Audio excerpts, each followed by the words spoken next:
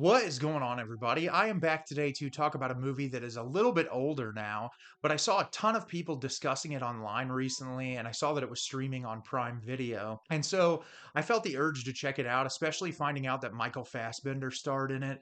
And the plot line and the descriptions surrounding the movie that I read online were interesting enough for me to want to dive in and watch this. And I hadn't seen a trailer for it, didn't know much about it other than some brief plot descriptions. And the movie I'm going to be discussing with you today is Eden Lake. Eden Lake is directed by James Watkins. When a young couple goes to a remote wooded lake for a romantic getaway, their quiet weekend is shattered by an aggressive group of local kids. Rowdiness quickly turns to rage as the teens terrorize the couple in unimaginable ways, and a weekend outing becomes a bloody battle for survival. So, as I said, I didn't know a whole lot about this movie other than it was like an intense thriller with Michael Fassbender in it, and I absolutely hated this movie. I did not find anything redeeming about it. I didn't enjoy the experience.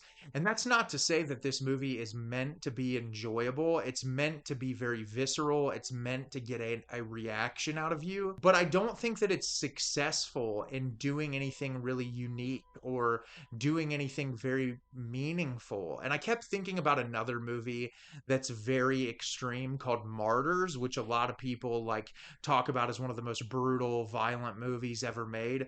But that film is actually saying something. Like it has violent moments, but it poses all these really interesting questions and ideas. There's a place for violence in film, but like make it meaningful, do something with it. Like I don't just want to watch people get tortured for an hour and a half. And I'll talk a little bit more about it when I break the movie down as a whole. So at the beginning of the film, we're introduced to Jenny and Steve, played by Kelly Reilly and Michael Fassbender.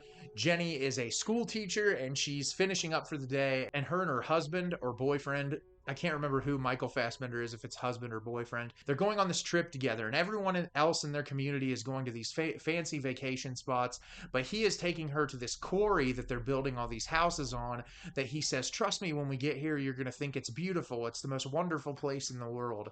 And she's like, "Okay, fine, fine." But they clearly love each other, and there's a lot of like joyful moments between the two of them at the beginning. They end up showing up at the hotel that they're staying at outside of that area, and they see these kids outside. They're getting violent. Their parents don't really have any control over them. It's like really rowdy in the area, and you can tell it kind of shakes both of them up. But Michael Fassbender's character is like, "Hey, we'll be fine. Like, just deal with it." So they end up going to the quarry the next day, and Jenny is just blown away by how beautiful it is there.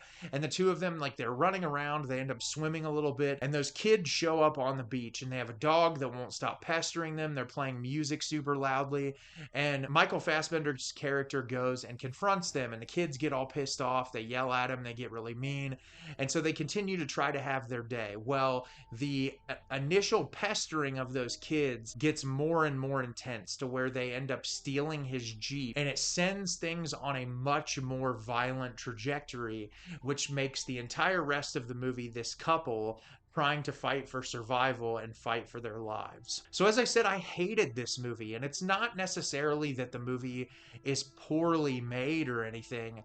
I hate the movie because it's not really saying anything, and if it's saying what I think that it's saying, it's kind of misguided and left a little bit of a sour taste in my mouth. I do think our two lead actors here, Michael Fassbender and Kelly Reilly, both do a fantastic job in this movie. They really are believable as this couple. I really enjoyed their performances, especially early on. I think they develop a really nice chemistry. So when they're put in danger later on in the movie, you do feel for them and you do worry for their characters. And I think that it was a nice touch, really focusing on making sure that these characters had a personality and had things that you could root for. It's well shot for the most part. A lot of the violent aspects, the practical effects are really good. It does look very gnarly in moments, and it's very uncomfortable. And I give the directors credit because they were trying to make the violence very visceral, and they were trying to get a reaction out of you as a viewer, and they are successful in doing that. The problem I have with this movie, as I said at the beginning of the review, is it's not doing anything besides showcasing mindless violence. And if it is saying anything, it's kind of saying, look at these poor kids that don't have a lot of money, that their parents don't pay enough attention to them. And because of that, they're going to act out and be violent towards other people. That is the legitimately the only thing I got out of this movie, because at the beginning, it's clear that Michael Fassbender and Kelly Reilly's characters come from a nicer area, well taken care of, where the parents are all very watchful of their children. And then they go into this area where it seems like it's much more impoverished. The parents are working really hard. They're not paying enough attention to their kids, and their kids are acting out, but they're doing these very heinous and violent things that normal kids in that situation would not act in that way. It just makes for bad interpretation for you as a viewer when you see it that way, because there's not really any other motivation. Like, Michael Fassbender's character goes and confronts them and is like, hey, this is a big beach, can we just turn the music down? And then they end up like stealing his car and like torturing him and his wife, and it's like there's no real reason for it other than he talked to them. And some people might come back to me in this video and say, well, sometimes that's what happens, mindless violence just happens. And yes, that is the case, but with how much goes on in our world, do we really just need an hour and a half long movie with mindless violence towards these people that are just trying to have a vacation? And it's really interesting because I think about movies that have done things like this in the past. Like, for instance, first thing that comes to mind is Michael Haneke's Funny Games. That movie is clearly a conversation about why do audiences crave violence in film. It's literally like staring directly down the camera lens, asking you that question. I also thought of another horror film that I watched called Them. That's a French horror film about this couple who their house is invaded by these kids, and the movie is intense and it's suspenseful, but it's much more of like a cat and mouse film. It's less of just like you watching gratuitous violence on screen for an hour and a half. And so that movie, it feels like there's much more intentionality in the camera work and building the suspense. And so you can see that this movie is just long bouts of these kids torturing these adults, and there's just I didn't get anything out of it.